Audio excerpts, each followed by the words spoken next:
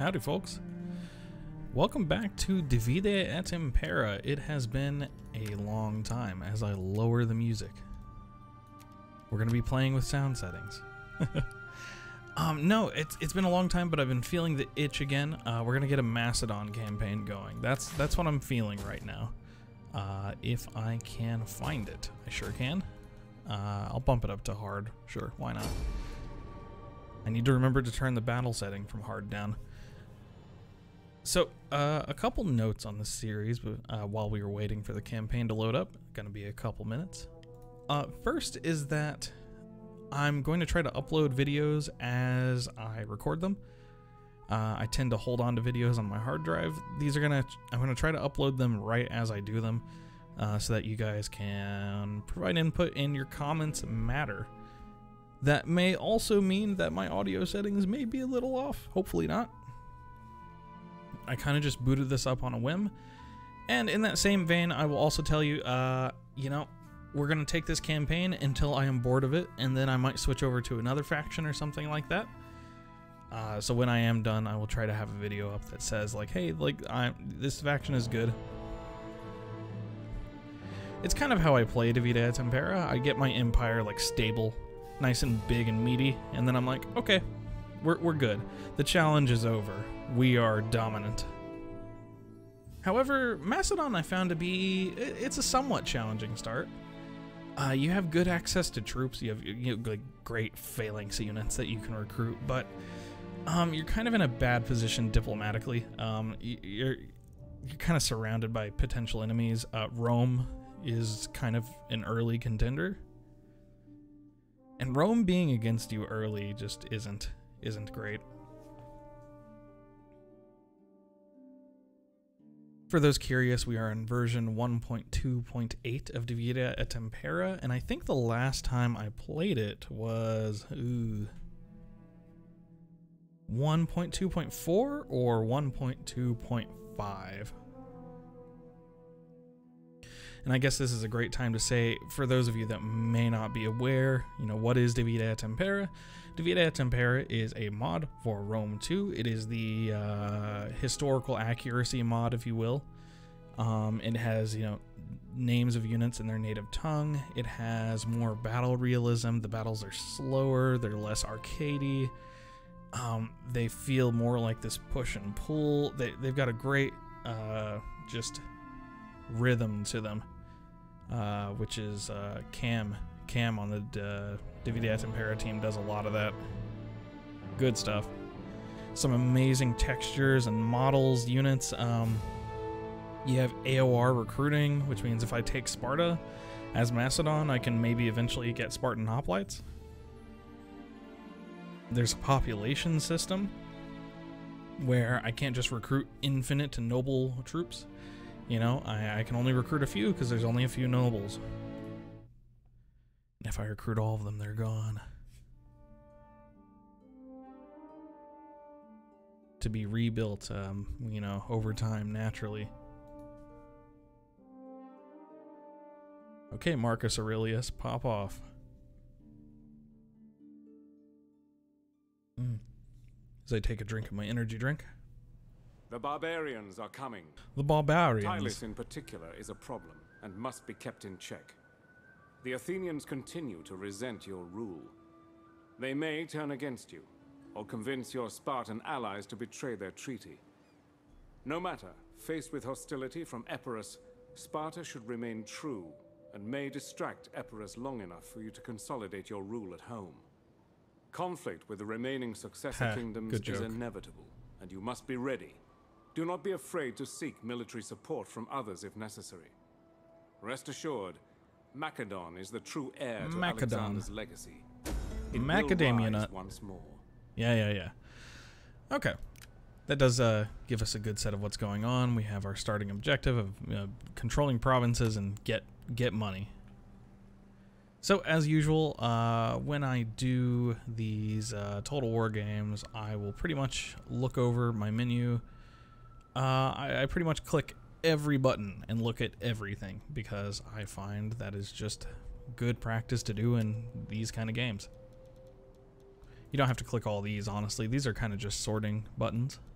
But let us look here first. So we have, it is winter right now, meaning we will not move very far this turn. Good to keep in mind. We have plenty of food. 8 food is quite a bit, and that is because Pella, our city and capital, looks like it has a fishing port. That is actually very convenient because that means we could immediately upgrade Pella's city center. Let's move that historical description out of the way. You can pause it if you want to read it. But yeah, we can spend this food and cash on an upgraded Pella, which will get us a much better garrison. 5 Greek archers, more hoplites, more militia, less citizens. Also better growth for our citizens. First class, second class, third class, all of them at 0.5% instead of 0.1%. I think getting that upgraded immediately is very worth it. Okay. Income of 2,400 per turn is pretty good. That fields almost a full army. Not really. Depends on the quality. We are going to bankrupt Macedon here. We have 15 grand left in the treasury after our Pella upgrade. Do we want to get better barracks? I don't know. We'll look at the military situation in a bit. Taking a look at diplomacy. Who likes us? The Thracians to the north really like us. That's a shame. I think the Thracians to the north are an excellent target to start with. No one else really cares about me that much. The RDA have a bonus because it looks like past life me gave them money. Oh, I should mention I have a number of mods on like aging Hellenic generals and such. I'll have a mod list down below. Bithynia likes me. Looks like I've been giving people gifts pre-game.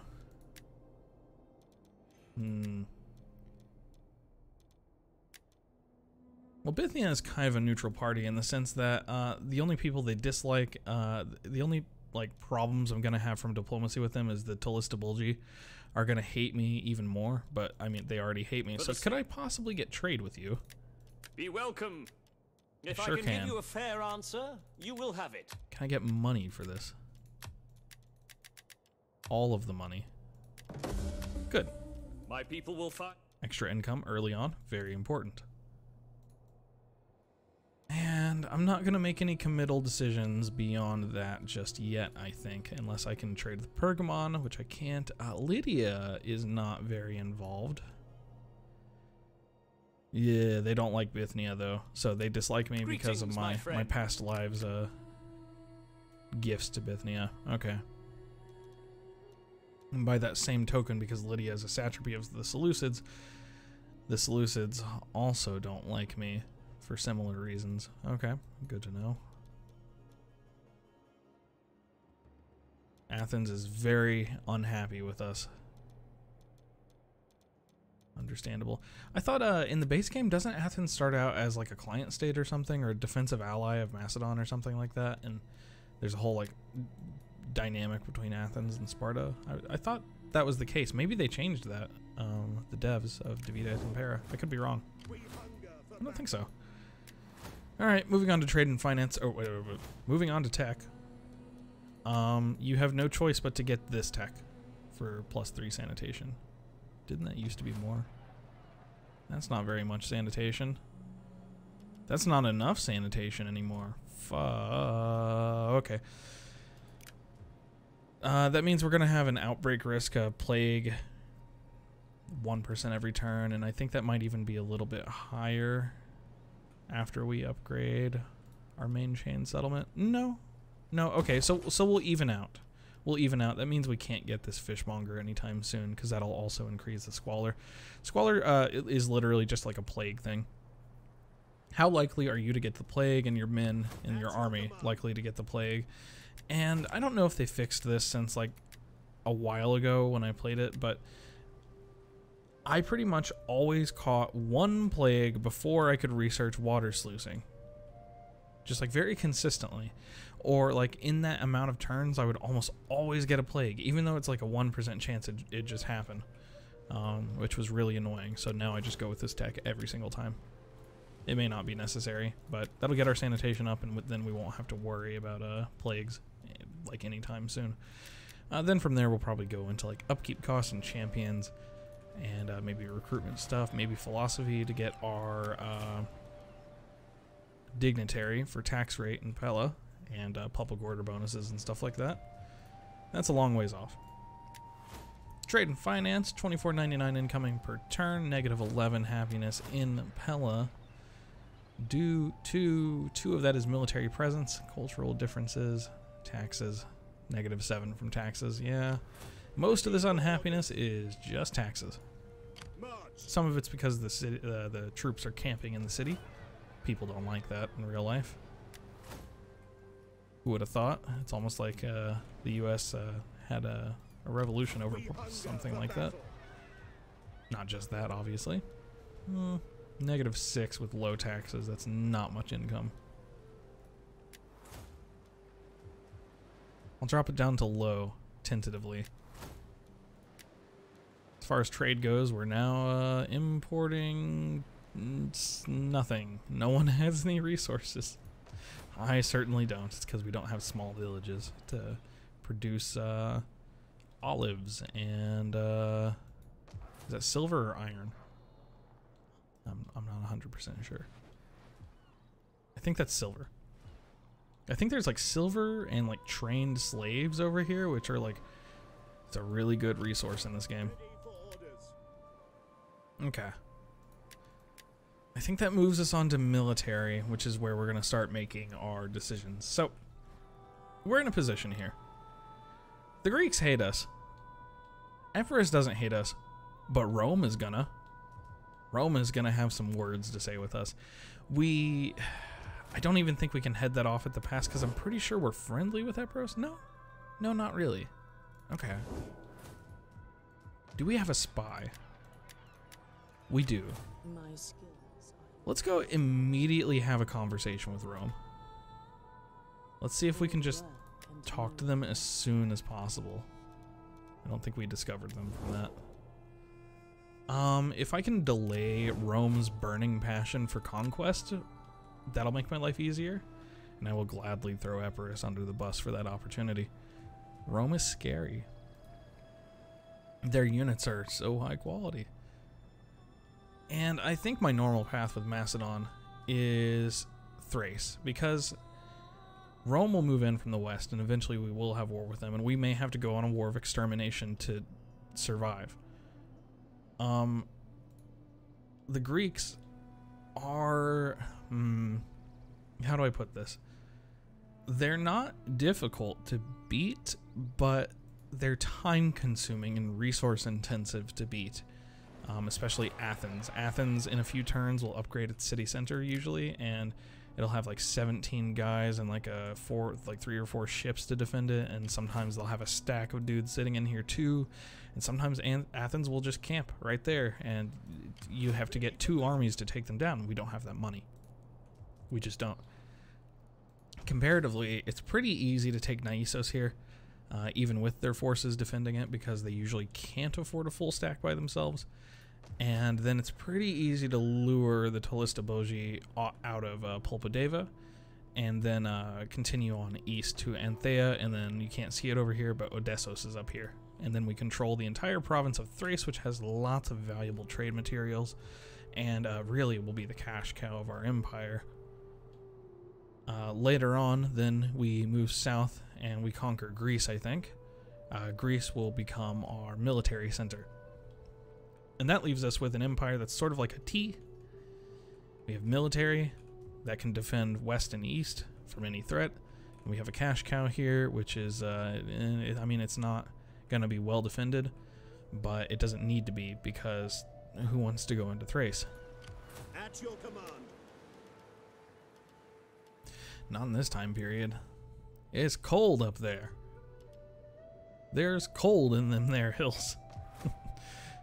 Oh, that was stupid. Okay. So we have population. What are we looking at here with low taxes? 17 parokoi every turn, or 700 of them, of our third class citizens. 110 of our second class, 35 of our nobles.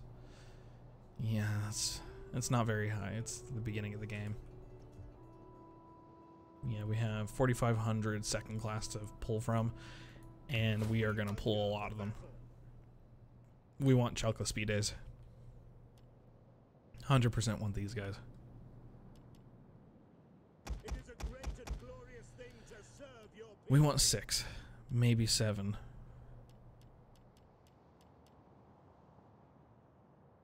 Let's start with 6. Start building out this army. Yeah, our cavalry is also going to be pulled from the same class. The question is, I think we want Sarissa Lancers. These are kind of like a light harassing charge cavalry. They're kind of strange, but they're usable. Macedon's campaign is going to be very different from Sparta's because we're not just going to be fielding these hoplite armies. We're going to have these combined forces that are very, you know, typical of what you hear about Macedon using from the time of, you know, Philip II to Alexander, of course, and then, you know, moving on to the other successor kingdoms. Now, beyond that, we need to start thinking about who is going to fill out our peasant ranks.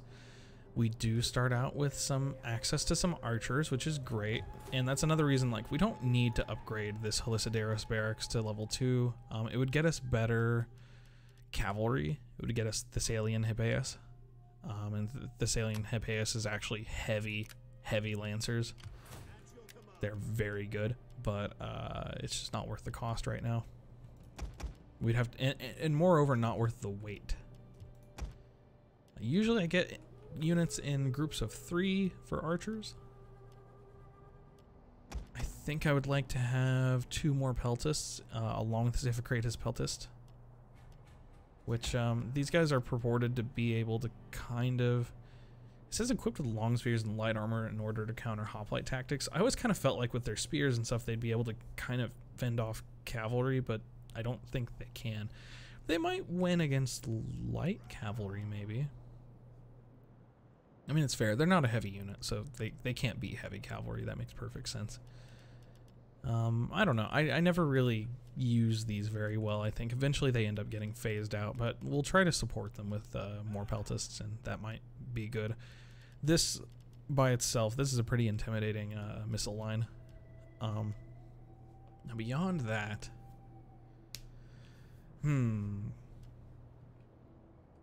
We could go cheap and just do levy hoplites, possibly. 2 speed isn't great. We could do Euxinoi. I don't know. I think I would prefer to take some more of my second class out, which is it's okay, we'll just do it.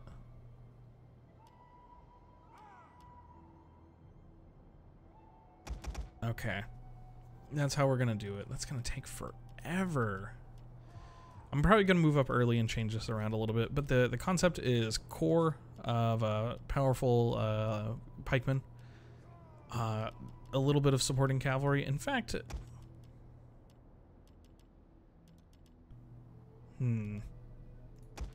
we'll get 2 instead.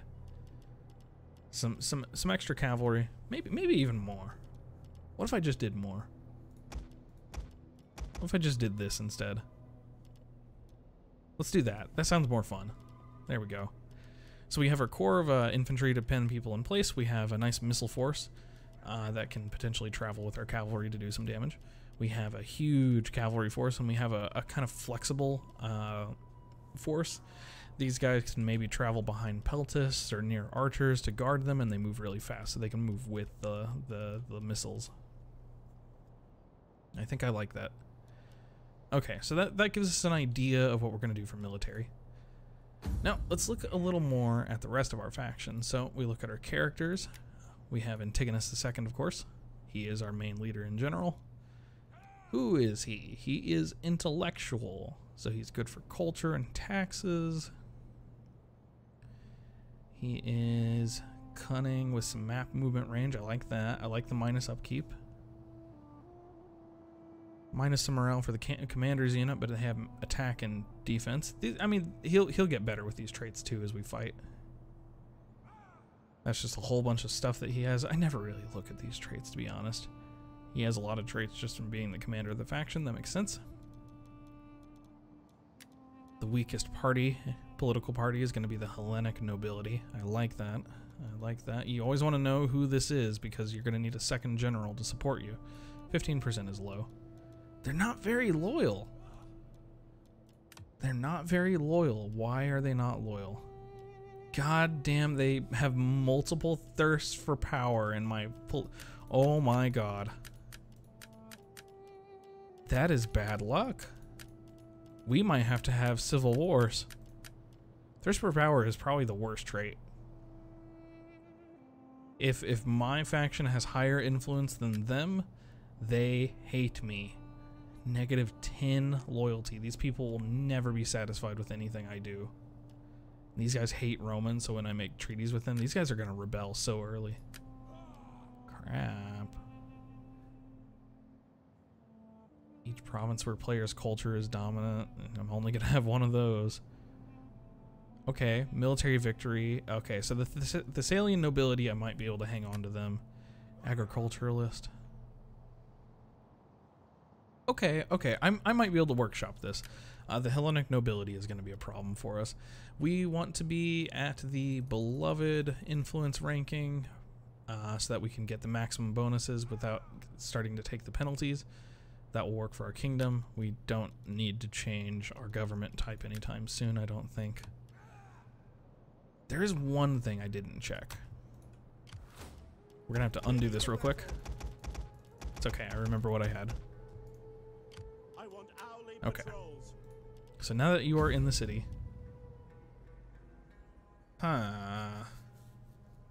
He's a good leader. Oh, crap.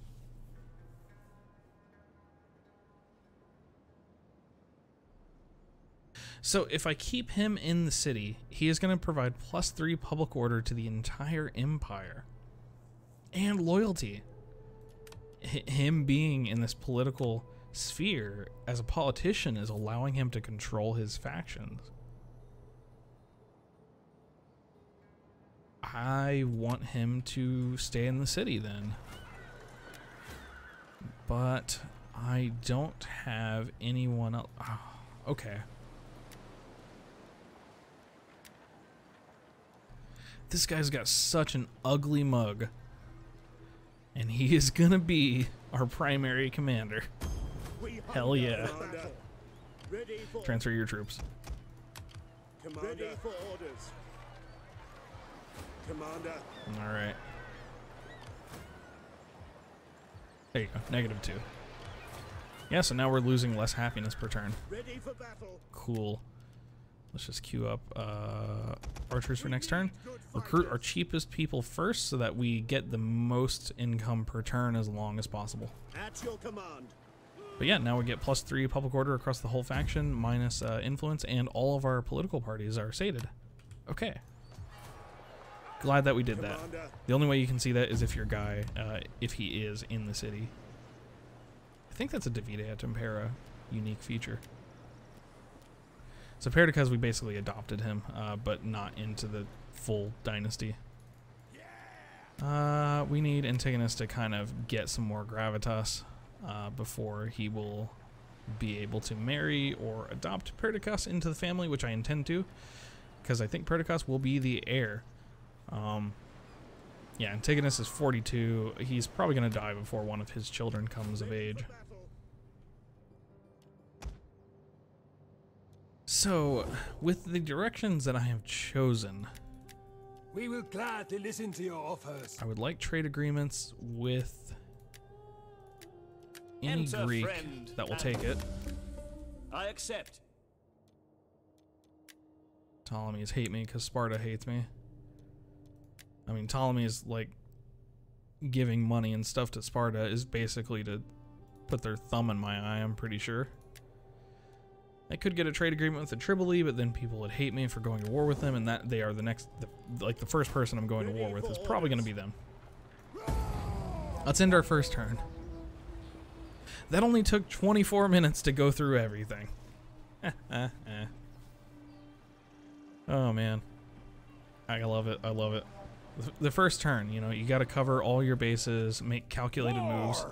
Our gods demand. Speaking of calculated moves, what? They are angry. They're thirsty. That reminds me, battle difficulty. I got to turn that down. Enjoy this quiet time. Jeez. It ends now. The storm Here is the coming. Macedon The experience. There's the Macedon experience, man. Pella is just in constant peril at the beginning. War. Whoa. We will. They're all coming at me. It was a mistake to play on hard, clearly. Guys, I'm gonna be honest. I almost expect to lose this campaign. You can see the last time I played.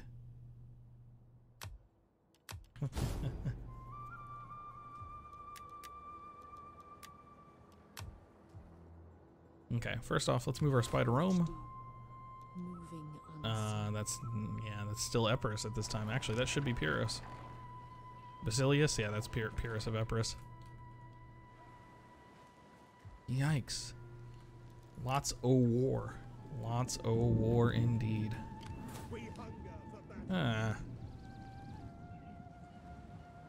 I wonder if that means I should switch targets, or I think what that means is we're gonna go take Nisus, and then I think we're gonna cut west and see if we can take Epidamus. And it's actually a trap. I'm thinking if we do that, then Pulpadava's forces will move out to take Nisus back from us, and then we can flip back and trap them in Nisus in like winter or something. Ready for battle. That is my current plan. We'll just sit here at this crossroads. There's no reason to move around too much. Let's get our archers and our peltasts set up. That's it for now. Now we're gonna start burning through the first like 5, 6, 7 turns, just building up a force. We could probably send out a fighting force a couple turns early. I don't like to do that. I just like moving around with a full stack army.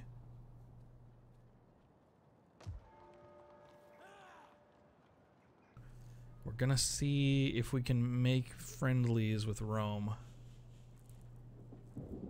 I don't know, man. We'll see. We should go talk to Knossos as well. We might be able to get a trade agreement with them. I mean, they are a port town, we're a port town. Just our generals picking up some traits, some followers, no big deal. Okay. Now we start going for the infantry. 1, 2, 3, 4, 5. And then we do our 2 sort of hybrid units. Then we do 2, 2, and 2, 2. Alright, I've rolled with that setup before. And by the time that we are done recruiting all of these guys, we will be going broke and going into the negative. I think now is a great time to put our taxes back up to normal. We're only getting -1 in the settlement right now, probably due to the season. People are happy during the summer. It's nice and warm. Treading softly. Faction encountered Rome. For the Senate's part, Fuck. welcome. I mean, flip. Romans thrive in foreign ventures only when such works are subject to sensible Roman. For the Senate's part, welcome. For my part, welcome also, and give me your wisdom. They would be interested if I had more money. Ready for battle. I'm too poor for Rome. Putting all my money into coke and hookers. By the way, if you see me like clicking, if you like hear me clicking out of the window, the music goes away. I'm just checking OBS to see my time. For some reason, when I'm recording, if I have the OBS window open on my other monitor, my game gets like soft locked to like 30 frames a second, and it is horrible. The worst. You no longer have goods Why do you fit hate to me? sell in a Why do you make baby Jesus cry? What have I ever done to you?